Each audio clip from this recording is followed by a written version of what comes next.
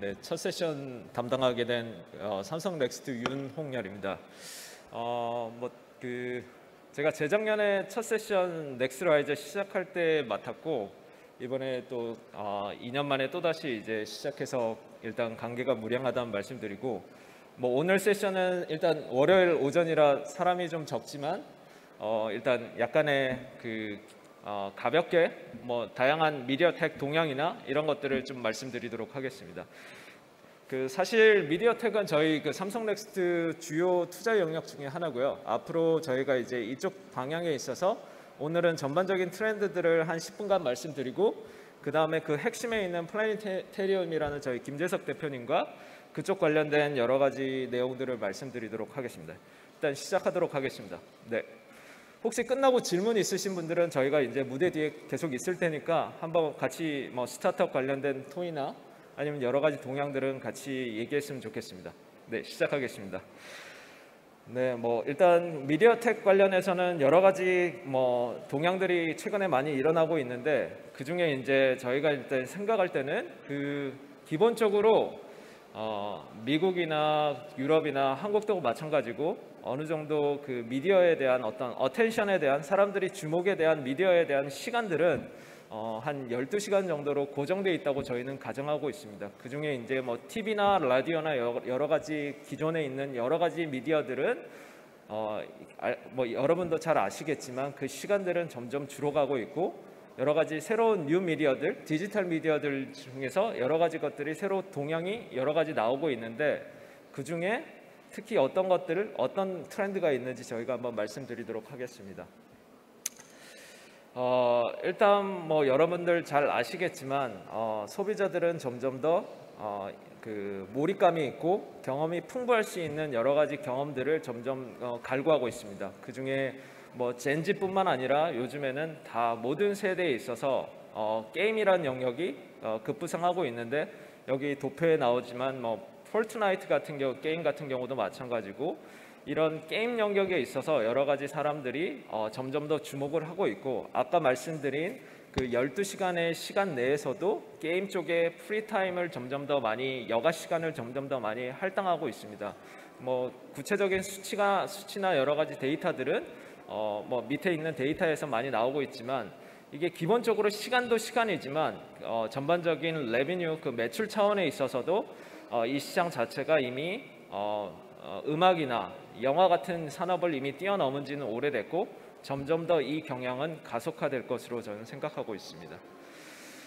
그리고 아이보리라는 표현을 썼는데 이건 어텐션일 수도 있고 소비자들의 어떤 어텐션 주목을 끌기 위한 여러 가지 포맷들이 점점 많이 나오고 있고 그 중에 사람들이 흔히 알고 있는 숏폼 비디오, 숏비디오 같은 경우는 우리 흔히 틱톡이나 인스타그램이나 여러 가지 스냅에서 점점 더 이 방향으로 투자를 많이 하고 있으며 이쪽 분야에 있어서 점점 더 많은 사람들이 소비자들이 점점 더 이쪽에 매력을 느끼고 많은 시간을 투여하고 있다는 내용입니다. 그리고 게임 중에서도 모바일 우선의 스마트폰 위주의 하이퍼 캐주얼 게임이라는 영역에 있어서 사람들이 예전에는 하드코어 게이머라 불리는 비디오 콘솔 시장뿐만 아니라 이제는 점점 더 사람들이 여가 시간에 남는 시간에 많은 사람들하고 채팅을 하면서 그리고 사람들하고 서로 교류할 수 있는 하이퍼 캐주얼 약간의 가벼운 모바일 게임들이 점점 대세를 가져가고 있다는 트렌드가 있습니다. 그리고 또 하나의 큰 트렌드 중에 하나는 이제 라이브 스트리밍은 원래는 e스포츠에서 먼저 시작이 됐지만 그래서 트위치라는 플랫폼이 아마존에 인수되고 나서도 점점 더 많은 영향력을 펼치고 있지만 라이브 스트리밍은 이 단순한 e스포츠뿐만 아니라 요즘 여러분들이 너무 많이 알고 있고 저희도 투자한 포트폴리오도 있지만 이커머스나 여러 가지 다양한 버티컬에서 라이브 스트리밍에 대한 주목도는 계속 올라가고 있습니다. 그래서 라이브 커머스는 단순히 어떤 게임을 위한 어떤 그런 미디어는 아니고 이제 점점 사람들이 서로 라이브로 뭔가 채팅을 하고 서로 교감할 수 있는 그런 미디어로 저희 성장하고 있다는 게 큰 특징 중에 하나입니다.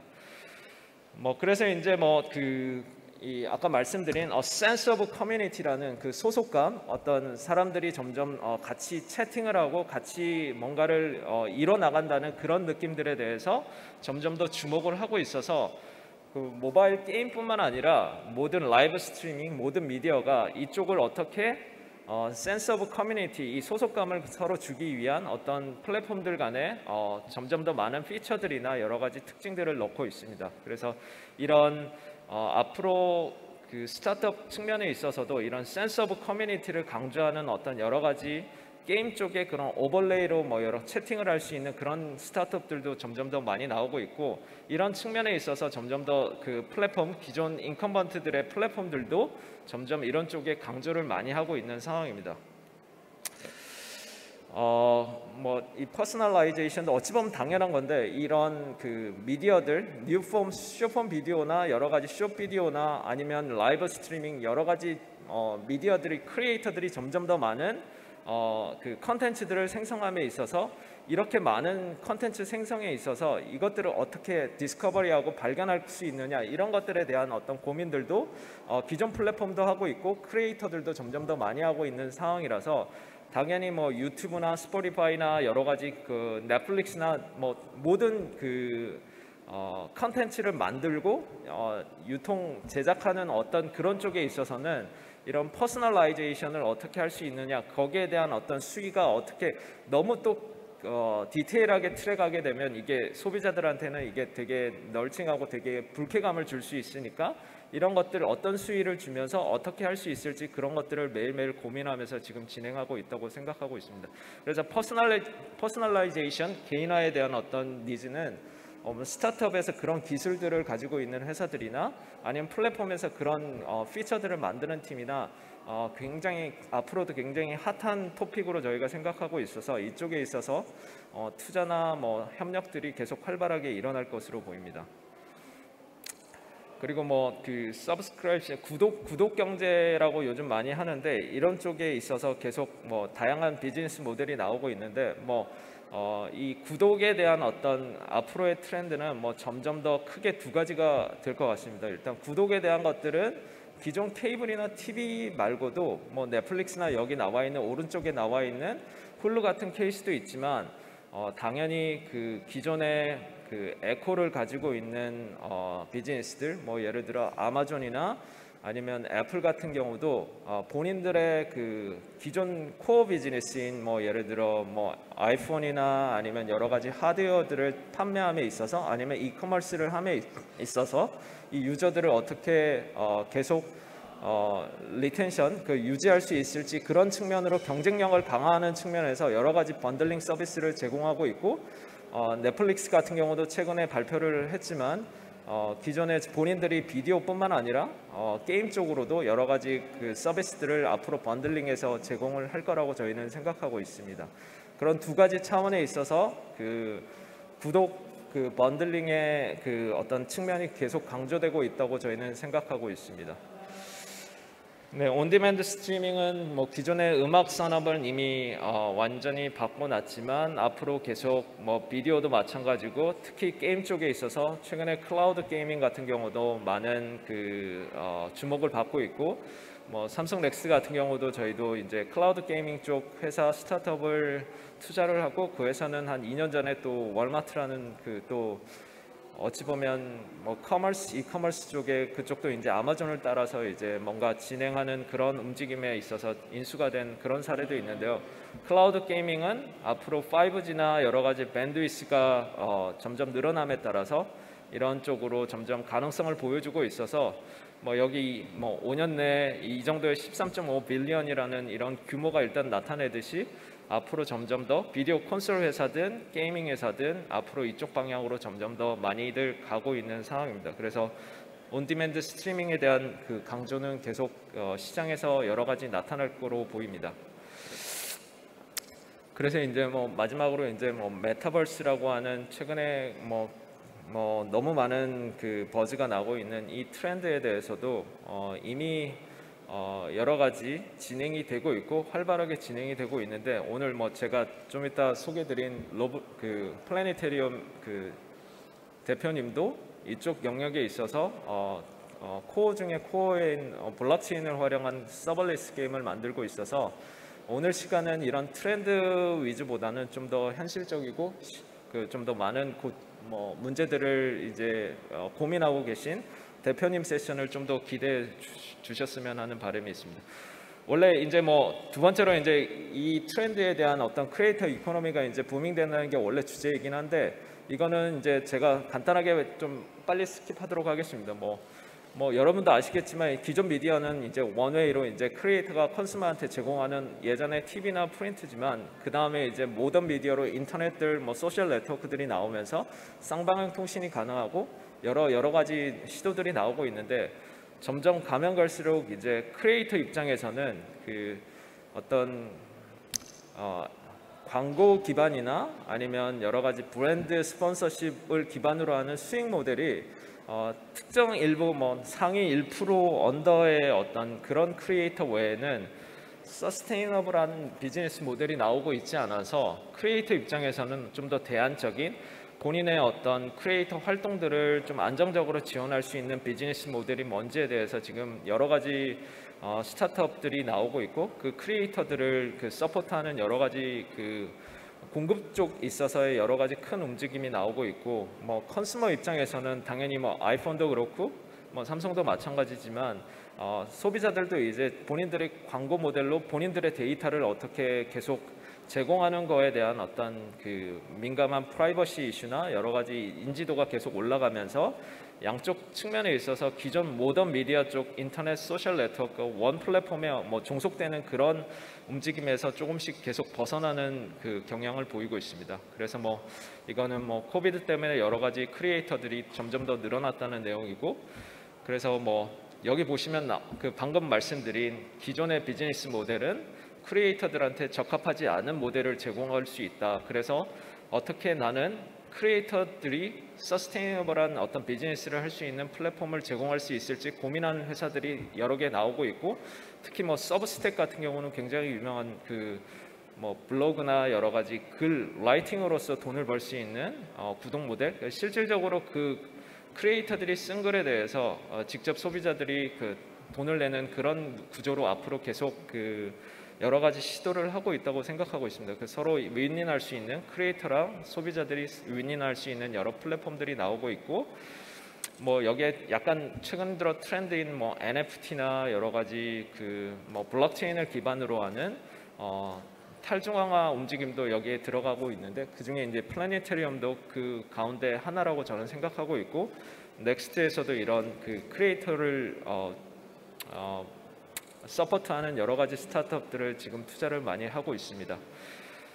네, 짧게 이제 마지막으로 이제 신세틱 미디어는 합성 미디어인데 AI를 기반으로 한 여러 가지 이제 앞으로 컨텐츠를 만들 때 훨씬 적은 비용으로 스타트업들이 이제 많은 컨텐츠를 생성할 수 있고 크리에이터를 생성할 수 있다는 그런 트렌드인데, 이런 쪽에 있어서 여러 가지 시도를 하는 팀들도 있고, 삼성 넥스트가 이런 신세틱 미디어 랜드스케이프를 만들어서 이제 외부에 이제 퍼블릭하게 공개를 하고 있으니 이런 것도 참고하시면 좋겠습니다.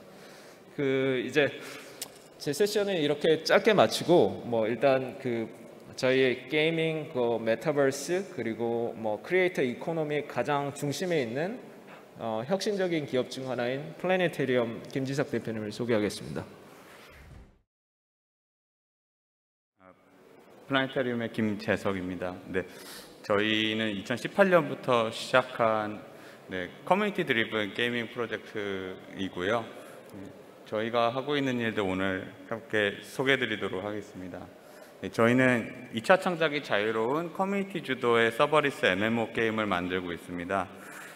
여기 사실 문제의식의 시작은 좀 기존보다 더 나은 MMO 게임을 만들고 싶다라는 소망에서 시작이 됐는데요.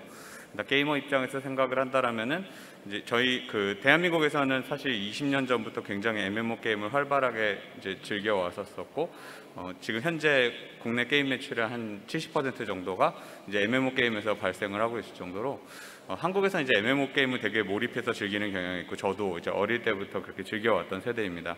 근데 이제 해보니까 요즘 시간이 지날수록 이제 아무래도 회사에서 직접 서버를 운영하는 것이 한계가 있다 보니, 기존에 이제 80년대, 90년대에 만들었던 클래식 PC 게임들은 지금도 즐기려면 즐길 수 있지만은 MMO 게임 같은 경우에는 회사가 이제 섭종을 하면은 즐길 수가 없잖아요. 근데 그런 이제 섭종에 대한 기간이 점점 짧아지고 있는 경향이 있더라고요. 왜냐면 수익성이 안 나오면 빨리 다른 신작 게임으로 갈아타고 이제 이런 경향들이 반복되다 보니까 게이머들이 이제 과거에 이제 오래 즐겨왔던 이제 몰입해서 즐겨왔던 가상세계가 좀 빨리 사라지는 경험들을 하게 되고 그리고 이게 서버 클라이언트 모델의 특성상 이제 2차 창작이 좀 어렵다는 한계가 있어서 사실 2000년대 이후에 되게 핵심 중인 그 콘텐츠의 이제 확장을 통해서 원래 원작보다 더 훌륭한 게임들이 탄생하고 그것이 새로운 시장을 형성하는 그런 경험들을 유독 MMO 게임에서는 많이 현실화되지 못하는 것들을 봐왔었어요. 올해는 이제 뭐 확률 논란 같은 걸 통해서 이제 어떻게 보면 회사와 이제 플레이어 간에 좀 신뢰가 많이 깨지기도 했었었고요. 제가 관심 있는 부분들은 이거보다 훨씬 더 나은 MMO라는 것은 유저 참여가 좀 더 극대화될 수 있고 좀 더 긴 생명력을 가질 수 있는 게임을 만들 수 있다라면은 그게 훨씬 더 진화한 MMO 게임이 될 수 있다라고 생각을 했습니다. 그래서 그게 되기 위해서는 회사의 의존적인 서버 클라이언트 모델이 아니고 유저들이 누구나 서버로서 참여할 수 있으면서도 그 세계 히스토리들이 위변조되지 않아야 되고 거기서 좀 더 나아갈 수 있다라면 아예 오픈 소스까지 가능해서 이 게임의 이제 프로토콜을 누구나 이해할 수 있고 누구나 개선에 참여할 수 있어서 정말로 100년, 200년 이상 동안 이제 서로 이제 함께 만들어가면서 더 키워나갈 수 있는 가상 세계를 구현할 수 있다라면은 그것이 정말 이상적인 이제 MMO 게임의 모습이 아닐까 생각을 했습니다. 당시에 이제 제가 이거에 대한 관심이 있었을 때 이제 블록체인에 대해서도 함께 관심을 가지게 됐었고 그래서 블록체인이라는 기술을 이용을 하면은 이런 게임을 구현할 수도 있겠다라는 기대가 생겨서 이제 거기에 맞는 기술을 좀 만들기 시작을 했습니다. 저희가 2018년부터 만들기 시작했던 리플래닛이라는 블록체인 툴킷은 서버리스 MMO 게임을 개발할 수 있는 이제 툴킷인데요. 그래서 유니티랑 결합해서 쓸 수 있는 이제 라이브러리로서 월드 히스토리를 이제 블록체인에 저장을 함으로써 이제 플레이어가 한 명만 살아 있으면 영원히 유지될 수 있는 서버리스 MMO 게임을 구현할 수 있도록 도와줍니다. 그래서 현재는 이제 글로벌리 400일 이상 이제 운용 실적을 가지고 있는 유일한 게임용 블록체인 툴킷이고요. 저희 같은 경우에는 이제 보통 블록체인 게임이라고 불리는 것과 좀 차이점이라고 한다라면은 게임별로 네트워크가 다 따로 있는 거라서 이제 플레이어들끼리 연결이 되면서 네트워크를 형성을 하게 됩니다. 그렇기 때문에 게임 경험 자체는 뭐 블록체인 게임이라고 하면 사실은 게임이라기보다는 좀 블록체인 뭐 덱에 가까운 어떤 그런 경험들을 주는 경향이 있는데 저희 같은 경우에는 사실은 게이머분들이 블록체인을 썼는지 안 썼는지 잘 모르는 경우가 많아요. 완전한 탈중앙형 게임임에도 불구하고 그런 경험들을 제공할 수가 있다라는 장점이 있어서 지금 많은 유저들이 이제 저희 기술 기반의 게임들을 이제 즐겨가고 있는 상황입니다.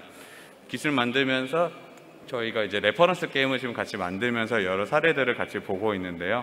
네, 하나씩 좀 소개를 좀 드릴게요. 그래서 이미 저희 2월부터 이건 완전 오픈 소스를 해서 누구나 이제 풀 소스를 받을 수가 있고요. 이게 이제 왜 그 기존의 MMO보다 나은지를 조금 사례를 중심으로 좀 설명을 좀 드리겠습니다. 세 가지 정도를 제가 오늘 말씀을 드릴 수 있을 것 같은데요. 첫 번째로는 퍼미션리스 익스펜션이라고 저희가 부르고 있는 어떤 개념이고 두 번째는 이제 인센티바이즈 시스템에 대한 차이, 그다음 세 번째는 다면적 경제 이제 시스템의 차이가 좀 있을 것 같습니다. 첫 번째 거 예시를 보여드리기 위해서 지금 한 가지 보여드리고 있는 사이트는 저희 이제 커뮤니티의 에이프라이스라는 유저가 만든 온라인 샵입니다. 그래서 본인이 게임에서 마이닝을 해서 얻은 골드랑 모래시계와 이제 액션 포인트 포션을 지금 자기 웹사이트에서 팔고 있는 거예요. 그래서 여기에서 이제 결제를 하면은 이거를 받을 수 있는 서비스를 만들어서 운영을 하고 있는 건데 재밌는 거는 이거는 저희랑 어떤 협약이 된 거는커녕 사실 이 유저는 저희 커뮤니티에서 지금 좀 약간 반감이 좀 되게 큰 인물이에요. 그래서 뭔가 이제 마이닝을 처음에 독식을 하거나 이런 사건들이 있었었고 그걸로 플레이어들한테 욕을 먹고 있었던 사람인데 그럼에도 불구하고 이런 사이트들을 당연히 저희도 그래서 어떤 협조를 많이 하지는 않았죠.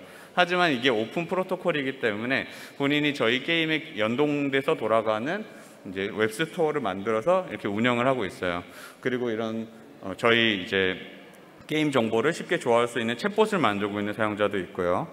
이게 오픈소스 프로젝트이기 때문에 누구나 쉽게 가져가서 쓸 수 있고 거기에 대해서 허락과 협의가 필요하지 않다라는 것이 보통 이제 이런 그 협의를 통해서 콜라보레이션을 통해서 이렇게 사업을 확장시키시는 분들은 이게 얼마나 강력한 건지 느끼실 수 있으실 거예요. 저희는 회사는 BD가 아무도 없고 저희는 그냥 개발팀만 거의 존재하는 팀임에도 불구하고 이런 식으로 어떤 논의 없이 계속 이제 게임의 어떤 피처들이 확장될 수 있는 경험들을 오픈소스 기반이기 때문에 훨씬 더 쉽게 할 수 있다는 장점이 있습니다. 좀 작은 예지만 저희 회사하고 1년 이상 한 번도 얘기를 나누지 않고 저희 기술을 기반으로 해가지고 어떤 게임이 아닌 전혀 다른 마켓플레이스 애플리케이션을 만들고 있는 회사도 있고요. 그런 것들이 이제 계속 앞으로 이제 커지면 커질수록 굉장히 빠른 이제 확장을 일어날 수 있을 것으로 기대하고 있습니다. 두 번째 장점으로서는 이게 오픈소스 프로젝트들이 가지는 좀 약간 세 가지 정도의 이제 확장 모델이라고 할까요?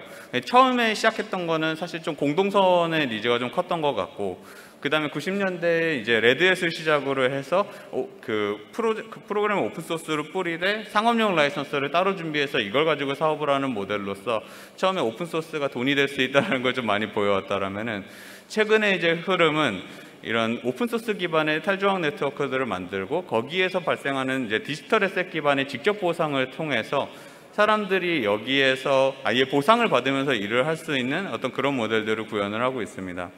그래서 아까 말씀드렸던 거에 좀 연장선상인데 이렇게 마이닝을 하는 사람들도 있고 저희 대시보드 프로젝트를 만드는 사람도 있고 뭐 스트리밍을 하는 사람도 있고 저희 기획에 참여하고 계신 분도 계세요. 이런 이제 임프루먼트 프로포저를 제출해가지고 이제 저희한테 보상을 받고 심지어 이 프로포저를 만든 뭐 개발에 대한 부분도 이제 보상으로 받는데 이 보상이라는 건 전부 이 게임에서 쓸 수 있는 어떤 이제 아이템이나 이제 에셋을 이제 받는 것을 전제 조건으로 해서 하는 거죠. 근데 좀 차이점이라고 한다면은 통상의 이제 게임 아이템이라 한다면 그냥 게임에서 쓰는 것밖에 안 되지만은 저희는 이제 이거를 다른 게이머한테 이제 매각을 할 수 있다 보니까 실제로 생활비 이상의 이제 매출을 만드는 사람들이 되게 많아요. 그래서 이제 직접 보상을 통해서 참여자 모두가 인센티브를 획득을 하고 이런 좀 몰입이 필요한 경우에는 확실히 이런 보상이 필요한 경우들이 많아서 좀 공동선만으로는 좀 어려운 경우가 많은데 특히 게임 프로젝트들이 좀 그런 경향들이 크고요. 그래서 이제 그런 부분들을 저희가 이런 보상으로 좀 구현할 수가 있습니다. 저희 한 유저의 사례인데요. 커뮤니티 리드 일을 하고 있는데 이제 이 친구 같은 경우에 지금 한 달에 한 $2,500 정도를 벌고 있다고 해요. 그게 이제 근데 이 친구가 태국에서 살고 있는 친구인데 자기네 이제 동네에 이제 평균적인 임금이 한 4배 정도가 되고 있고 지금 자기가 가족을 먹여 살리고 있다는 얘기를 이제 지난주에 하더라고요. 그래서 그리고 특히 이제 이게 작년에 이제부터 시작된 코로나19 이제 통해서 아버님께서 지금 쉬고 계신 상황인데 그럼에도 불구하고 가족을 먹여 살리고 있다라는 얘기를 해서 저희도 무척 이제 좀 뿌듯했던 기억이 납니다. 이제 보통 전통적인 게임에서는 그래서 이렇게 회사 게이머만의 관계로 좀 많이 이루어지는데 저희 같은 경우에는 좀 이런 식의 구도가 이루어져요. 그러니까 저희 회사도 존재는 하지만은 이런 여러 역할 중에 일부를 맡아서 가거든 거를 볼 수 있을 것 같고 정말 이 블록 히스토리들을 계속 만들어내는 사람과 게이머와 그리고 이 게임이 나중에 성장할 거라고 믿고 처음에 제작비를 투자한 사람들도 있고 그 다음에 아트를 그래서 내는 사람도 있고 다양한 사람들이 이제 플레이어로서 참여를 했다가 이제 이렇게 다른 역할들을 맞아가면서 함께 이제 이 게임을 키워가고 있습니다.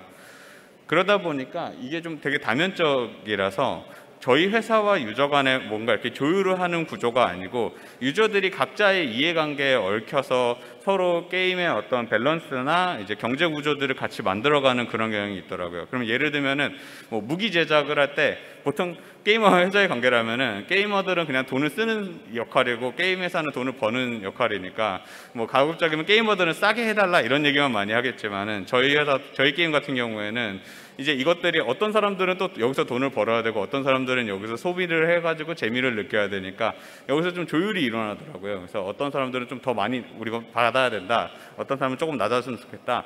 그런 대화들을 나누면서 균형을 맞추는 것이 유저들 단에서 이루어진다라는 게 되게 재밌는 경험이었었습니다. 그리고 이제 이런 경우도 있어요. 이거는 지금 럭키드로우 같은 걸 하고 있는 건데 이게 저희 회사 사람이 아닙니다. 그냥 유저들인데요. 이렇게 스스로 본인들이 그런 당첨을 해서 본인이 갖고 있는 골드를 이렇게 지급하는 행사들을 자생적으로 굉장히 하고 있고요. 저도 이게 오히려 저도 이거 왜 이렇게까지 해주지? 라는 생각을 했었었는데 정말 이 게이머들이 이렇게 본인들이 스스로 이런 활동을 통해서 신규 유저들이 재밌게 게임을 해줬으면 좋겠고 그게 결국은 본인들이 나중에 이제 여기서 장사를 할 때도 더 큰 도움이 될 거다라고 믿고 이렇게 그 스스로의 이제 그 자산을 이렇게 내놓고 행사를 하더라고요. 이런 것들이 가능한 게 되게 재밌는 현상 같습니다. 저희는 지금 그 작년 겨울에 이제 게임을 출시해서 한국을 제외한 글로벌에서 지금 이제 저희가 돌아가고 있고요. 지금 10,000명 정도의 디스코드 사용자가 이제 125개국에서 참여를 해서 굉장히 열광적으로 플레이를 하고 있습니다.